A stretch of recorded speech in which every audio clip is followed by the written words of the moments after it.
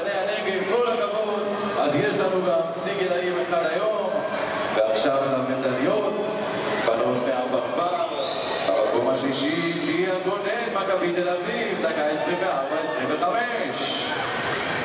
במקום השני, קרן אלקון לב, מהפועל עירוני, הוד השרון, דקה 23-75.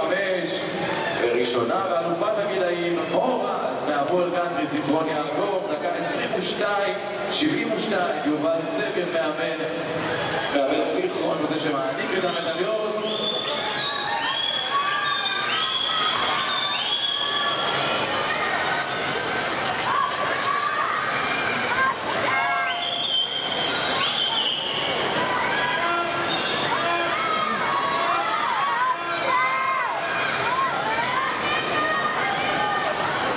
בינתיים במים אלו הבנות, גיל 12.